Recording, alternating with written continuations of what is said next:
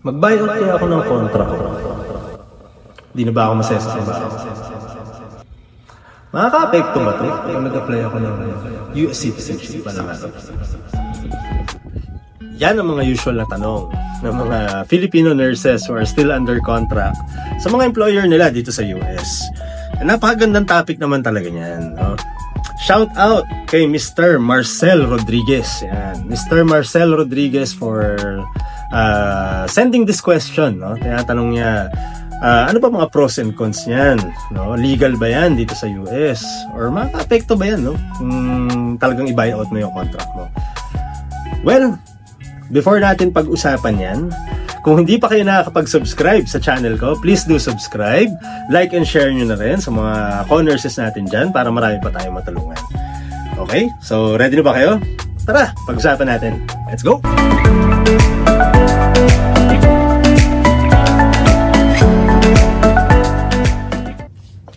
Hi guys! Welcome back to my channel, Big Daddy RN. Nurse Mark here. And yun nga, today, pag-usapan natin about contract buyout. No? Bakit ba maraming nakakaisip niyan? No? Ano bang, maganda ba yung option na yan? Dapat ba hindi natin gagawin yan? So, maraming question regarding buying out your contract. And yan yung pag-usapan natin today. Okay? So, wag na nating pahabain pa, no?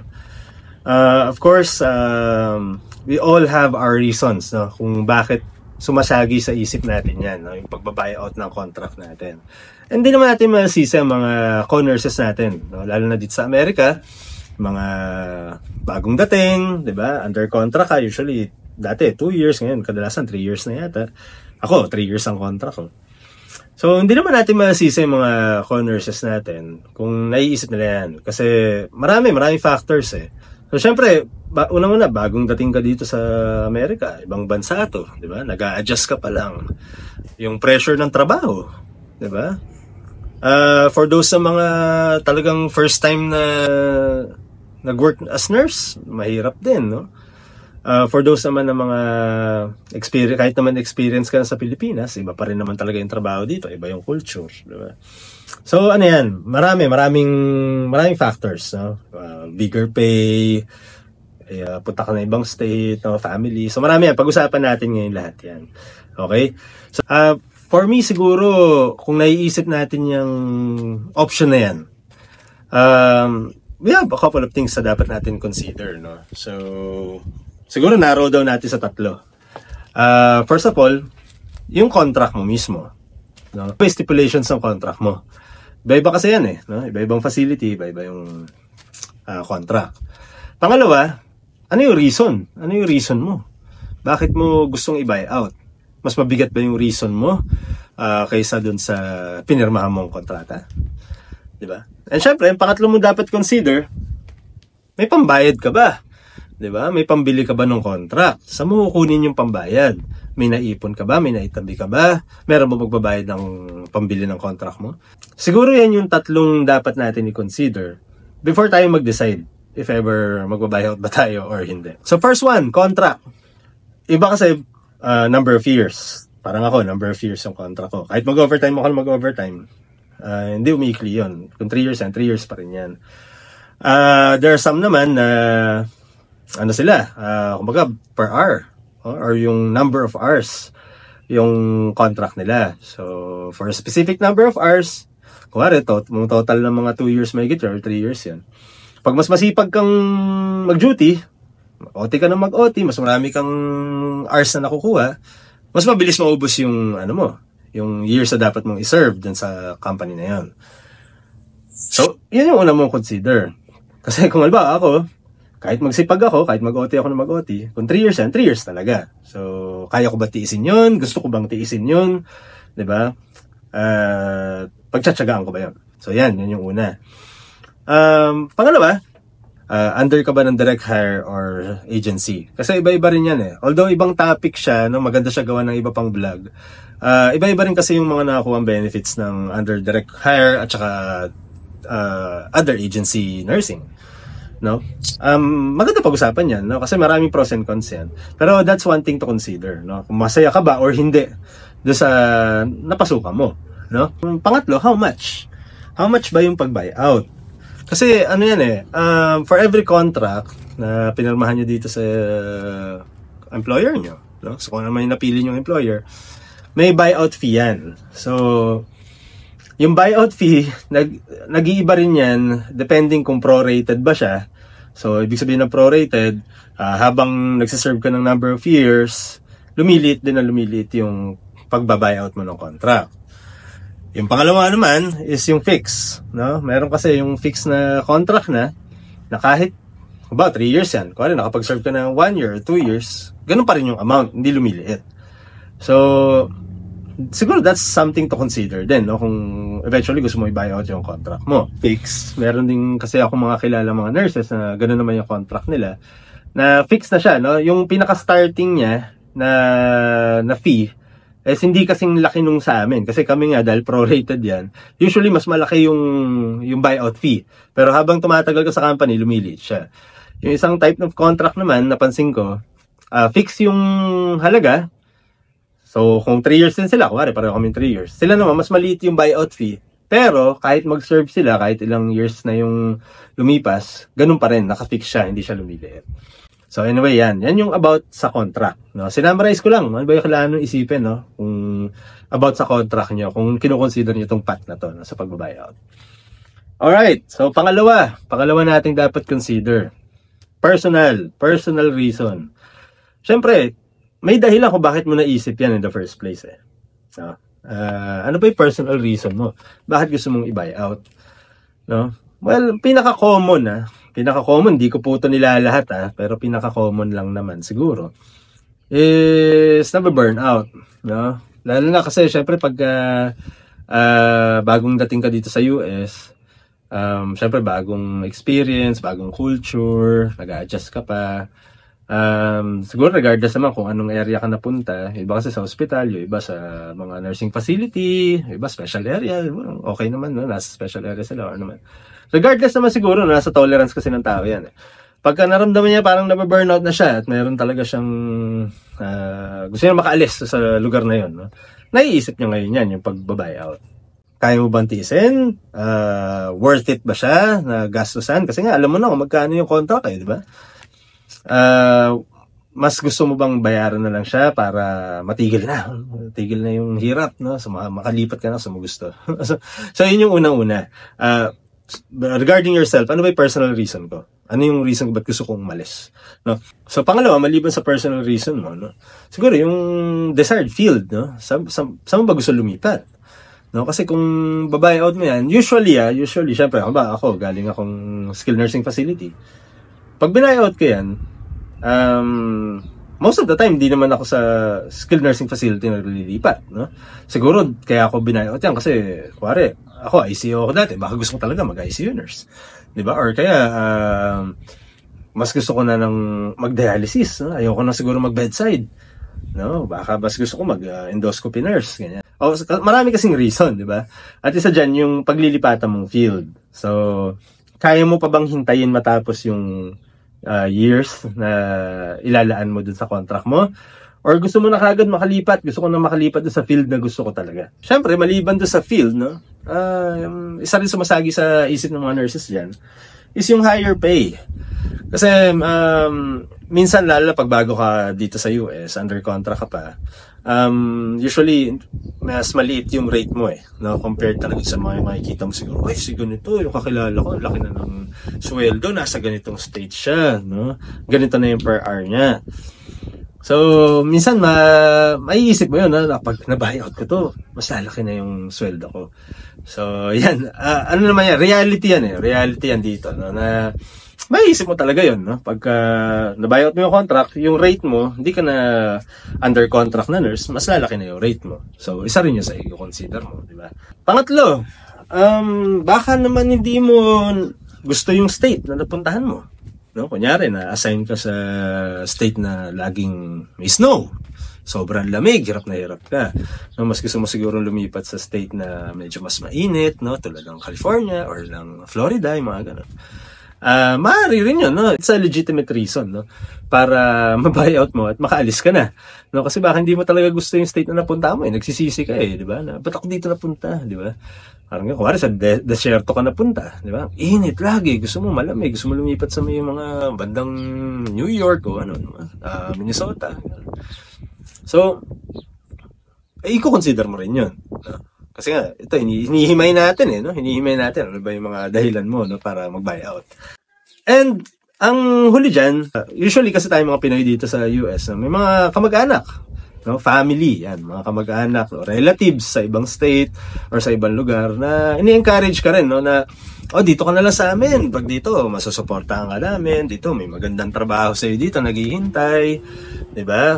Dito pag lumipat ka dito, maganda yung lugar, may bahay ka na kagad, di mo kailangan magbayad ng mahal na upa, no? So ang daming nga ngayon iniisip na maaaring nagko-contribute, no, sa decision mo na lumipat or umalis, diba? So, yan, nasa isip mo uli yan. Okay? So, yung third thing to consider do sa tatlong sinabi ko, no, so would be finances, no, or financial capacity to buy out the contract. Meron ka bang financial capacity to buy out the contract? So, unang-una, may naipon ka ba? Kasi mahal din ang pagbabayad ng contract, no? So, ano yan, malaking pera. Iba-iba yan. Siyempre, hindi ko naman specify na ngayon kung magkano ang pagbabayad. Pero iba-iba kasi per employer. Iba yung rates nila. So, may naipon ka ba? Meron bang magbabayad for you? O worth it ba? No? Worth it ba? Kasi kung malaking pera siya, worth it ba na ibayad ko siya ng in bulk dun sa hospital or dun sa employer ko? 'Di ba? Or kung meron akong ganong kalaking pera, dapat ba invest ko na lang tapos tuloy ko na lang yung pagtatrabaho ko, no? Kasi once nag-buyout ka naman, doesn't mean naman na hindi ka na magtatrabaho. 'Di ba? Lilipat ka, magtatrabaho ka pa rin naman. So, minsan yun din yung dapat mong isipin, no, na nakawala ka nga. Nakaalis ka nga doon sa setup na ayaw mo. Pero eventually, you still have to work, di ba? At eventually, magtatrabaho ka pa rin naman kung sa nursing field pa rin yan. Di ba? Panibagong adjustment ulit at ano. So, nasa iyo naman yun. No? Kumbaga sinasabi lang natin dito is yung financial na strategy na gagawin mo. Kasi malaking pera na malaking pera yung ilalabas mo. So, iisipin mo rin, consider mo rin yan. Na worth it ba siyang i-buyout? At kung i-buyout ko man siya, may kapalit pa kagad, no? Kasi to be honest naman, no, meron tayong mga Filipino nurses din dito na ang ginagawa naman nila, nakakapag-apply na sila prior to resigning. So, halimbawa, meron offer sa kanila. May sign-on bonus. So, kunwari, ang buyout ng contract mo, kunyari lang kunwari, ang buyout ng contract mo is nasa $30,000. Kunyari, $30,000. Merong hospital nag-offer ng sign-on bonus na 20,000, kunyari lang. Diba? So, kung meron kang cash on hand na 30 at binayaran mo na siya, na-buyout mo na siya, at may naghihintay naman sa yung trabaho na paglipat mo, mababayaran ka naman ng sign-on bonus as mas malaki na yung rate mo. So, minsan, kaya ginagawa nila yon. Pero, syempre, no, in reality, hindi naman yung pagpasok mo, buong ibibigay sa yung sign-in bonus mo or sign-on bonus mo. Hindi naman. Usually, staggered din yan. No? After ilang months, bibigay sa'yo certain amount. Tapos after a few more months, ganito. Tapos after a year, yan, bibigay sa'yo. Hindi naman sila yung basta-basta rin lang na, bagong employee natin. Sige, bigay natin yung sign-in bonus. Hindi naman ganun yun. So, yun din yung consider mo, no? Kasi malaking pera ilalabas mo Tapos gano'ng kabalis ba yung pagbalik? Now, kung na-compute mo na siya na, mas malaki yung rate ko dito, per hour, ganito na yung kikitain ko. Kasi nandun na ako sa field na gusto ko talaga, tapos may sign-in bonus pa ako. Di maganda. Diba? So, ano mo na yun? Nasa yun na yun kung paano mo i-manage yung, syempre, everyday expenses mo pa rin, yung renta, lahat, diba? Kasi marami yan pag malaking bulk yung nilabas mong pera, ngayon, paano mo manage yung income? Diba? So, for me siguro yun yung yun yung tatlong dapat nating i-consider. Mabilisan lang naman, no? Quick video lang. Yun yung tatlong nating dapat i-consider na bago tayo mag-decide kung magbabuyout tayo or hindi, no? Ngayon, the other question is, makaka-apekto ba yan? No? Pag nag-buyout ako, makaka-apekto ba yan sa career ko dito sa US? or kung hindi man sa career ko, makaka-apekto ba yan sa pag-apply ko bilang citizen balang araw. Tandaan nyo guys disclaimer lang, hindi naman ako matagal na dito sa US, bago din lang naman ako. This is only my second year dito sa US. Yung opinion ko is also based din sa mga natanong ko na rin na mga matatagal na dito sa US.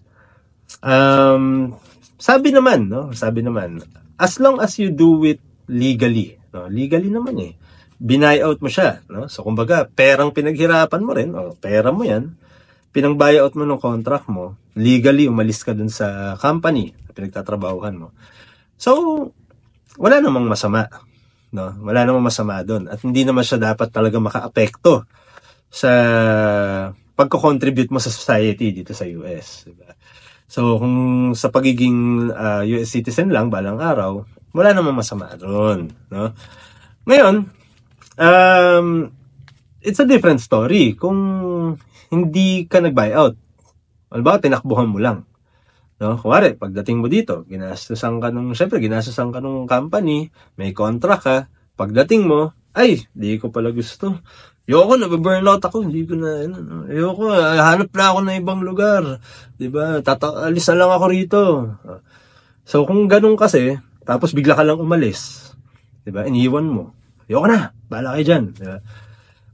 Yun, ibang storya yun. Kasi legal matters na yun. Ang mangyayari, una-una, dedemanda ka ng company, pwedeng tamaan yung credit score mo, kung ibangga nila yan. Kasi sabihin nila, may utang sila, may utang ka na hindi mo binabayaran.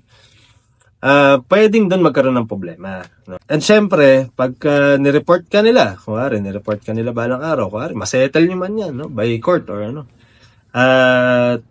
dumating yung, kunyari, after 5 years, mag-apply ka ng citizenship, doon maaaring ma-bring up yan, yung topic na yan, tumakbo ka tinakbuhan mo yung contract mo diba? After lahat ng pagpaprocess ng visa mo and all, nadala mo yung sarili mo or kasama yung family mo, tinakbuhan mo, diba?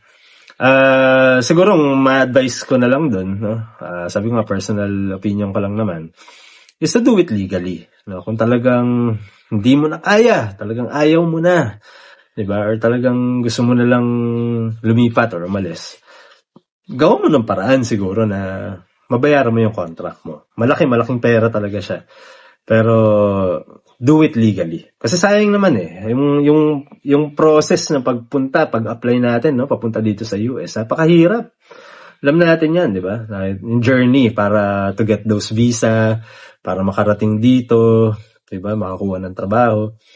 Mahirap yun And to throw it all away, na tatakbuhan mo lang, minsan, consider natin yung bagay na yan, na we can do it naman legally. So yun lang siguro yung ma-advise ko regarding that. So yun, regarding buying out of contract, yun siguro yung ma-share ko sa inyo, again, this is just basing from my opinion. And kung meron pa kayong mga ma-share, na personal experience, regarding sa buyout ng contract, or kung meron kayong mga tips na mabibigay, sa mga co-nurses natin na iniisip ngayon yan. So, i-comment nyo lang down below. Alright? Ako, tinatanong nyo ba ako kung mag-buyout ako ng contract? Hindi ko pa alam, kasi wala naman ako pang buyout. Ano na yan sabi ko nga, babalansin lang naman natin lahat yan. Kung okay ka naman sa setup mo, naghahanap buhay ka na, kumikita ka naman, then siguro tapusin mo na lang, kung ayaw mong maglabas sa malaking pera. So, yun lang siguro yung share ko muna sa inyo guys. Again, I want to thank you for spending time watching my videos. And kung hindi pa kayo nakakapag-subscribe, again, please subscribe na kayo sa channel ko. At kung meron kayong mga topics na gusto nyo pag-usapan natin dito sa vlog natin, dito sa Big Daddy RN, please comment nyo lang down below. Try nating i-share, try nating pag-usapan, at mabigyan linaw para sa mga co-nurses natin na either papunta dito sa US or nandito na. Alright, so again, thank you guys. Papaalala ko lang sa inyo, wag na wag nyong kakalimutan ang dapat nyong tatandaan. Big Daddy RN signing out.